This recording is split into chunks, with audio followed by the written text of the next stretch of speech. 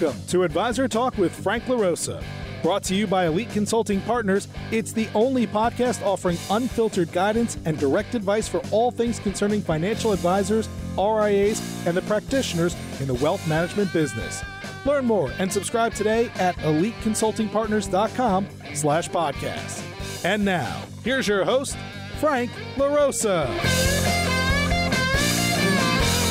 Hey everybody, welcome to Advisor Talk with Frank LaRosa. I am your host, Frank LaRosa. Happy to have you back. As always, I'm very happy to have by my side Dale Dempsey, my COO, or he's actually slowly getting a title of Chief Knowledge Officer. It's not my new title. Adventure Explorer. Yes, I'm still your adventurer and explorer. Welcome. I don't. Yeah, thank you. You sit in the office outside my office. Haha. Yeah, inside joke there. Yeah, I get it. It's been a while since we did one of these. We're really busy. So for everyone joining us for the first time, thank you for joining us. Welcome. This is our humble little podcast area. For those of you that are back again listening to our stuff, maybe binge listening to it over the weekends, maybe you should find something else to do as a hobby. but we appreciate it anyway. But welcome to the show. It's Advisor Talk. It's really just two guys talking about the business, talking about things that are going on, and really the conversations that we have on a weekly basis, daily basis with advisors around the country. And so we try to bring that content to our listeners, because you may be in a marketplace where they're not talking about whatever it is we're talking about, or somebody's in New Jersey's talking about, and they're not talking about it in Texas or California or wherever. So the goal is to talk about what's going on in the marketplace. So one of the things that we've been asking this time of the year, we've been asked, and we talk about a lot, is, what are the kinds of things that advisors and practitioners should be doing this time of the year to plan for 2020, right? And so, you and I were talking about that a little bit. For me, and I don't know how you feel, but for me, I think you have to figure out, where'd you come from? From 2019? Well, from 2019. Yeah, 2020 is it's really weird. 2020, it's like it didn't exist. It was like this odd thing. Yeah. But really, 2019, 2020, I say yes, 2020, because I know a lot of our clients, which is for another conversation, even during COVID, had some of their best years. Oh, yeah, there's no doubt about it. I think it was an inflection point in a lot of people's careers. It made them realize, I need to do business in a different way, or the way I'm trending to do business, the way I'm thinking about things, this is actually the future is now concept. Yeah. I'm gonna embrace that now. So we've had a lot of conversations around 2022. What should we be planning for here in Q4 2021? Yeah. What should we be planning for? So when I think of where were you, right? Where are you today? Where were you? It's not necessarily about the firm that you're at, right? Although that's one thing that you need to take into consideration. But to your point, it's what did you get accomplished? What things did you do well? How did you handle, and you and your team, right? So it's not you, it's your team, unless you're a sole practitioner. How did you handle 2020? What were the results coming into this year? So we're wrapping up. As you're listening to this, we're sort of wrapping up the third quarter and headed into the fourth quarter. And, if you start planning for 2022 in January of 2022, it's too late. Your competitors are already planned ahead. And so everyone needs to start thinking about doing things now, because it takes time. And especially now with some of these firms not even letting advisors back in the offices yet, it's even more challenging to get everybody together. Although you can do Zoom, and I get that, but it's not the same. We visited with a client recently, and it was great to go in their office and see their office space and meet everybody. Great people. You learn a lot more about them than just kind of Zoom call, right? Oh, yeah. You get the pseudo client experience, which leads to many other conversations.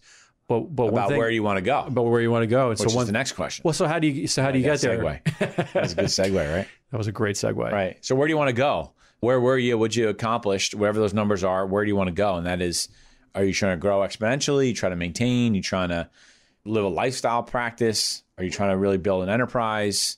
Are you W-2 and want to go 1099? That kind of thing comes up. You need a goal. The only way to get to your goal is to decide what the goal is. Right. And then you have to plan towards that goal. Right. I think all too often advisors sort of, not just advisors, but people in general, they live life under shorter durations. They don't really want to think about. Well, they're reactive, right? They're life insurance, right? Well, you don't want to. You don't want to think about it. I love my lifestyle.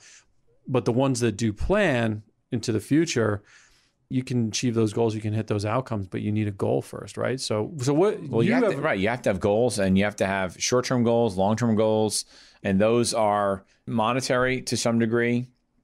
It could be, non-monetary. It could be personal goals, right? And are they tied into your professional goals and that of your staff, right?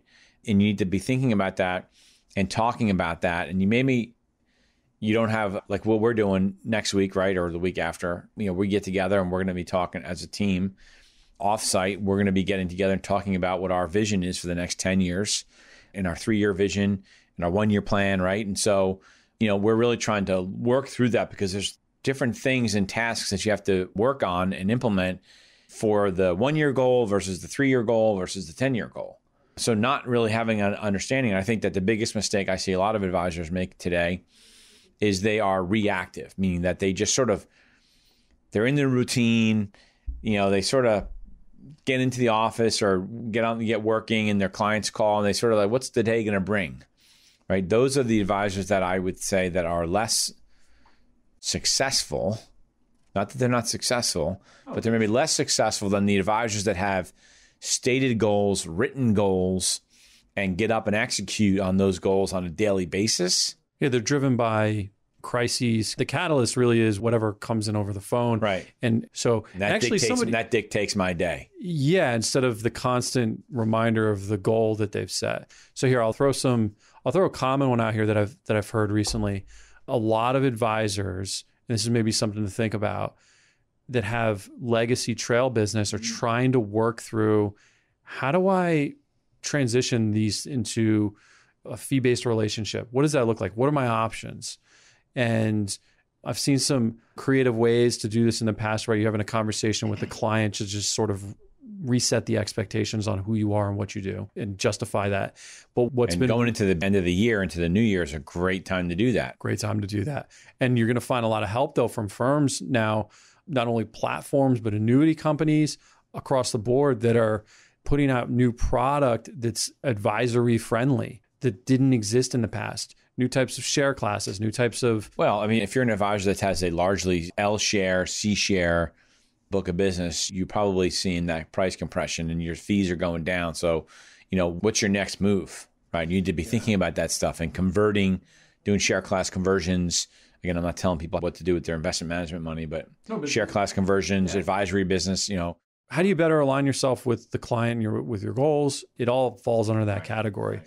And what we've noticed is a lot of firms out there are not so open to those sorts of practices anymore. It limits you as an advisor, what you can do for your clients. You want to keep, I don't want to say on trend, you want to modernize your practice to a degree. Look, the business is moving away from, the industry, I should say, is moving away from that type of business, right? Margin compression on their fees, on mutual fund company fees, higher regulatory scrutiny.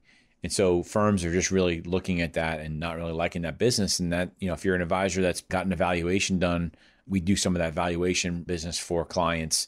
You'll find that even though advisors look at it like it's recurring revenue, right? Yes, it is technically, but it's not advisory. No. And the multiple that one gets on that kind of business is much different. And so I think that's something that you have to look at when you're talking about where I want to go, is selling in the future, right? Are you going to be working on getting a valuation? Sort of to your point about the insurance thing, are you working on a continuity plan? Do you even have one? Are you a sole practitioner and have nothing? Think about what happens if something happens to you. Those are the types of things that you need to be looking at when you're thinking about where am I going and what do I have in place, right? The other component of that is, I know we're talking about you as the advisor, but generally the successful teams have a strong team around them, right? Hence successful teams. Of all the things that we're talking about, is your team on board, right? So when the conversion of mutual fund share classes, right? Is your team on board? Do they buy into the vision of where you're going? Have you articulated the vision of where you're going? Or is it just in your head? Are you talking about it all the time? Are you having meetings to go through where you were, where you want to go, where you are today, and how we're going to get there? People want that on a team, even if they don't agree with it, or even if they're bought in head over heels. They want to be able to tell that story automatically to someone else, whether it's at the holiday So party. are you head over heels or don't agree with it with our vision? Just kidding. Well, see, I would answer it like this. Regardless of my opinions on it, I can articulate it, right? I know exactly where the goal is. I know exactly the long-term vision to get there, and I've got a really good idea of the short-term goals. But that's your whole point, right? And just a side note, I like the vision. Got it. I'm Okay. bored with Just the making vision, sure. right? Okay. Not that I'm putting you taking on my the spot, but I'm just temperature right now, right? Right, just checking. So are you in or you out? but You're all in. But if right, exactly. They want to know some direction. Yeah, you need your team to be all in on it. If they're not in on it, they don't agree with the vision.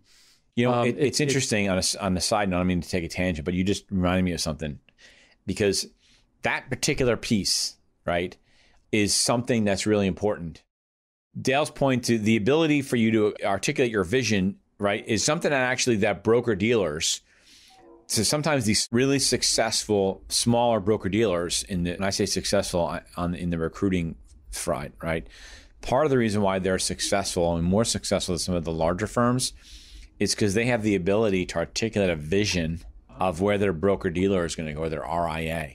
And a lot of, how many times we get calls from people, they want us to help them recruit.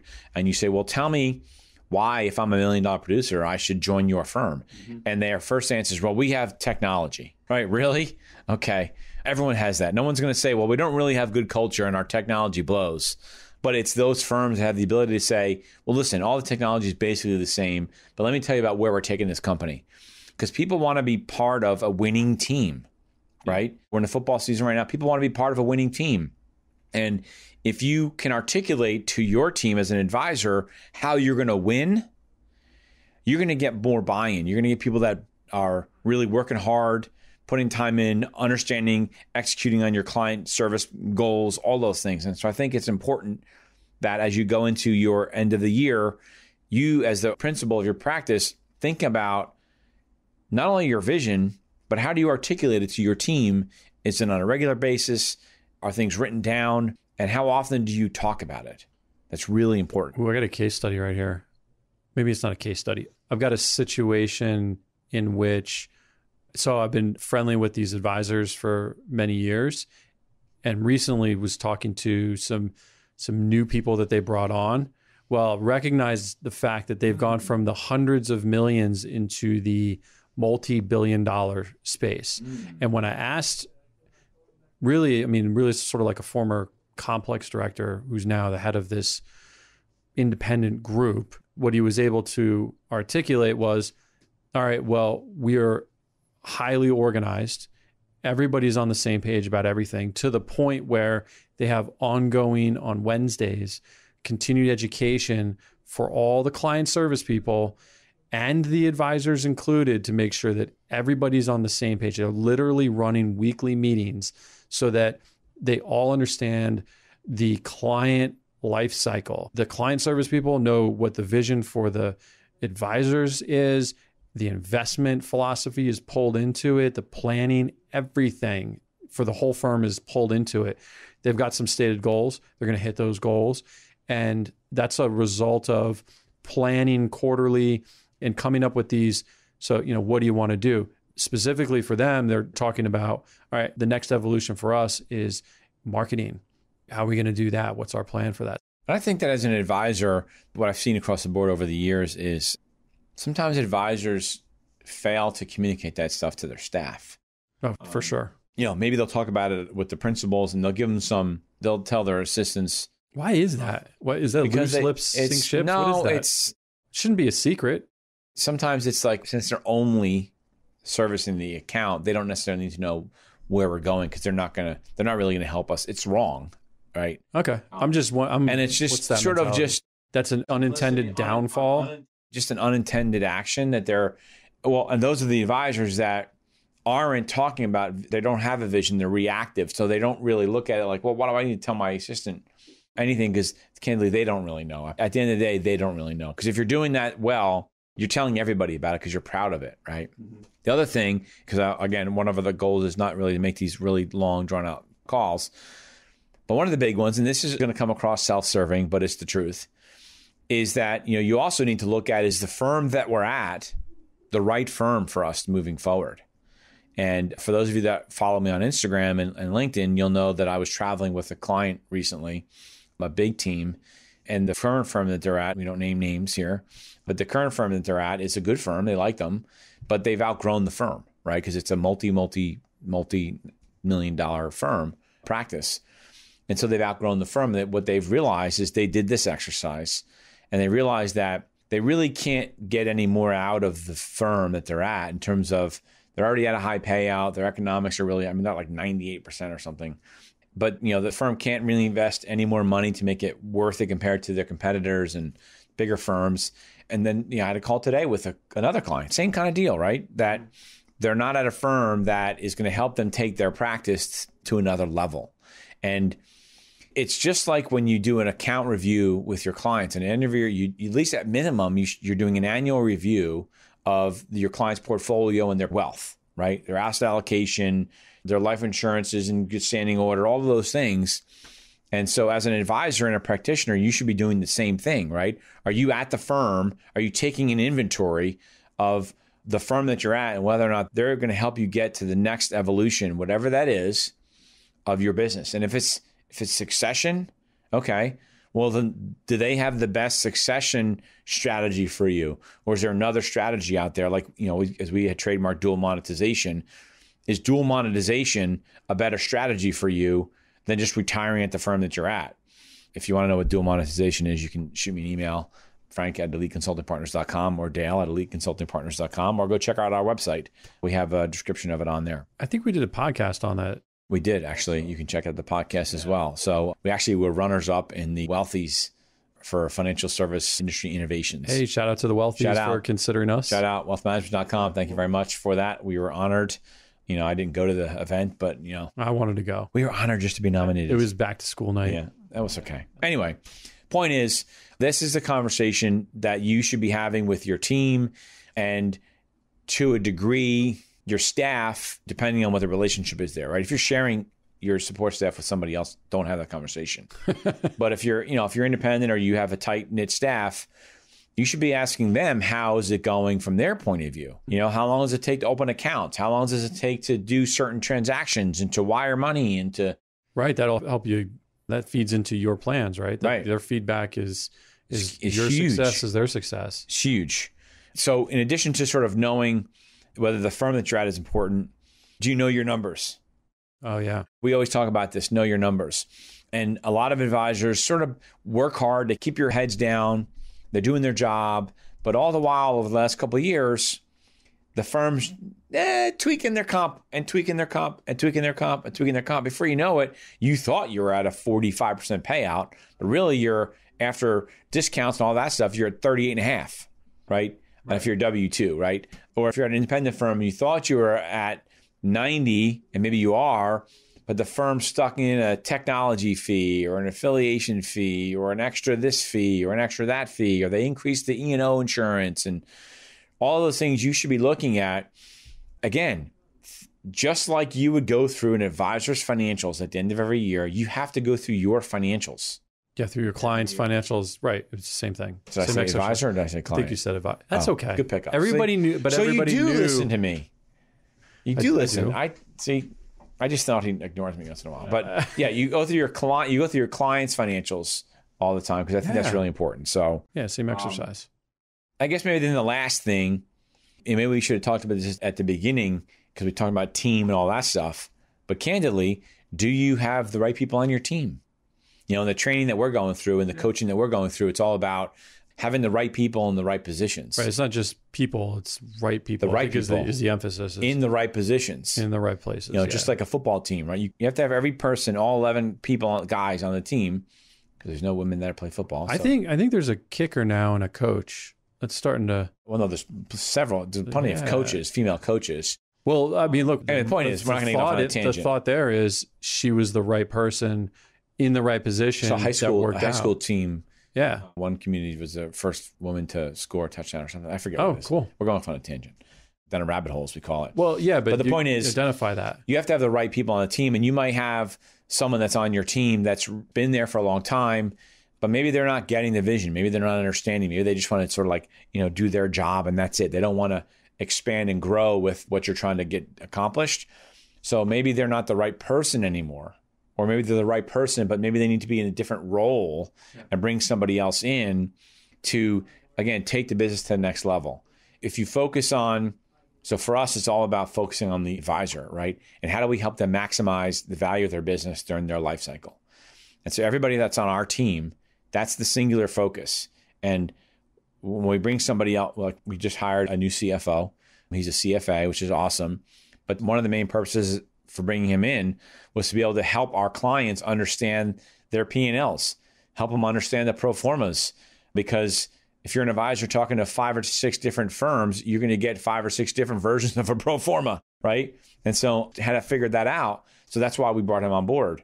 He's the right person in the right position. So you need to be looking at that. I'm not saying blow people out, but really understanding what people's goals are. Ask them what their goals are personally and professionally, and do they tie into what you're all trying to do right now moving forward? Because if someone's personal goals and professional goals are not aligned with your practice's goals for your clients, maybe they need to go, right? Or again, maybe they're just in the wrong position now. So those are the kinds of things that you should be thinking about. I know that's a lot, and we can truly unpack every one of those topics in its own podcast, but we're not going to. Speaking of unpacking, is it too early to play Christmas music? I already started. It's the end of September. I was wondering who was playing music outside. I don't know what it was, but I did see I started seeing Christmas stuff coming out, but it's really It's going to get here fast. So because I think retailers are itching to start doing that. But yeah, so don't get caught. Look, you take this time now because the holidays are going to be right here up on us to come up with a plan, or at least start the steps to understand planning. I think it's really important. I think that there's no downside to starting early. All right. What you don't want to do is go into the holidays in December and they're not thinking about these kinds of things, right? So right now, I think is the perfect time, this sort of October into November period of time. I don't say it's slower. It's not really slow, but it's before the holiday pickup and everyone can be really engaged. And then the strategies and the changes that you want to make, you can put into place before you roll into January. And so you really can hit 2022 in stride and really, really crush it if that's what you want to do. So anyway, I hope everybody enjoyed that. Again, we could have done each one of those topics as another podcast, but if you want to learn more, you want to talk to us about valuations, talk to us about dual monetization. Are you at the right firm? Give us a buzz. Again, you can call Dale at 856-316-4653, of course, or you can call me if you want, 4651.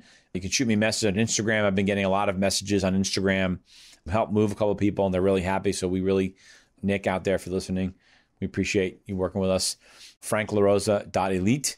Also, of course, you can check us out on iTunes. And if you're listening to this and you're not watching us, you can go to our YouTube channel. And ring the bell. And ring the bell, as Dale says. Like it and leave us a great comment, 5-star rating. Give us that 5-star rating. Or give us a 4 if you think that's what... Yeah, don't give us a 4. You can give us a 4 and then maybe... Don't give us a 4. Give us a 5. Yeah, we'll take. And shoot us an email. Listen, one of the things we like is really getting questions from people that are on their minds, and then we can just sort of address some of these talks. Thank you for all the questions. Anyway, yep. Thanks a lot. Happy to join everybody. Dale, another great conversation. We'll see you next time. Great talk. Thanks for listening to Advisor Talk with Frank LaRosa. If you're looking for more advice or solutions on any topics in the financial services industry, or you just want to subscribe to our podcast, head on over to eliteconsultingpartners.com/podcasts.